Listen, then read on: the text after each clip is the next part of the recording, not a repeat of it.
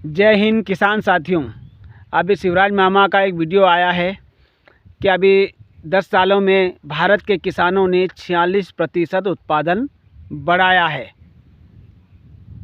काफ़ी मेहनत की है किसानों ने, पर उन्होंने एक बात ये भी कही है कि हम आज भी दलहन और तिलहन के उत्पादन में आत्मनिर्भर नहीं हुए।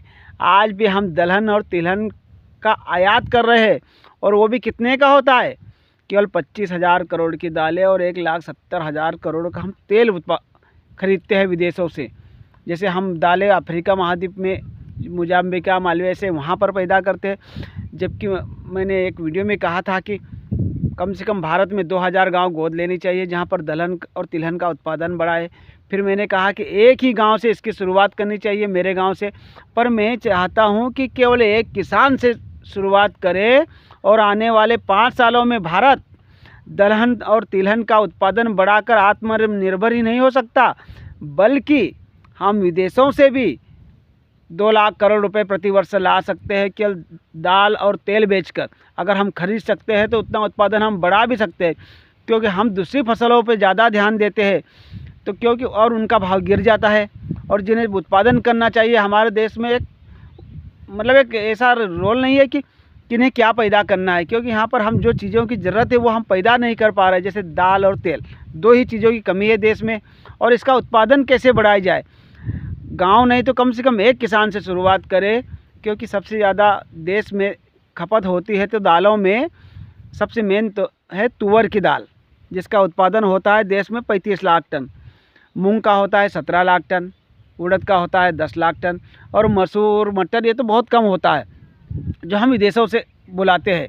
पर हम तुअर का उत्पादन बहुत ज़्यादा मात्रा में बढ़ा सकते हैं, और ये जो 25,000 करोड़ हम खर्च करते हैं ये आसानी से बचा जा सकता है। मैं चाहता हूँ केवल एक गांव से नहीं, 1,000 गांव से नहीं, बल्कि एक किसान से इसकी शुरुआत करनी चाहिए।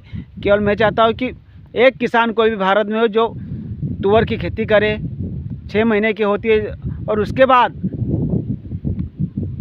उसमें मूंगफली का उत्पादन ले, क्योंकि ये दलहन और तिलहन इससे ज़्यादा, या तिल्ली, ये सबसे ज़्यादा उत्पादन या तेल देने वाली फसल है, और सबसे अमृत तेल है तिल्ली का और मूंगफली का।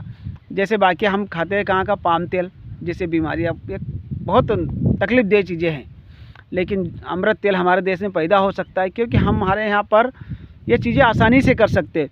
क्योंकि 85% जनसंख्या केवल खेती पर निर्भर है, 65% किसान और बाकी मजदूर है, तो हम इसका उत्पादन आसानी से बढ़ा सकते हैं। मैं चाहता हूं कि शिवराज मामा आप एक किसान से शुरुआत कीजिए, वो किसान मुझे ही समझिए कि मैं कैसे उत्पादन तुअर का बढ़ाए और कैसे उसमें मूंगफली बोकर उत्पादन बढ़ाए। एक किसान से शुरुआत कि हम 5 साल में, हम जो 2 लाख करोड़ रुपए का तेल बुलाते हैं, हम 5 साल में 10 लाख करोड़ रुपए बचाएंगे ही नहीं, हम 10 लाख करोड़ 5 साल बाद वापस भी देशों से लाएंगे। हम उत्पादन बढ़ा सकते हैं, क्योंकि हमारी ज़मीन ऐसी ज़मीन है, यहाँ कर दुनिया की सारी फसलें पक सकते हैं। भारत की भूमि ऐसी भूमि है, अन्य देशों में ऐसा नहीं, वहाँ जो भी पैदा हो वहीं ज़्यादा मात्रा में पैदा होता है।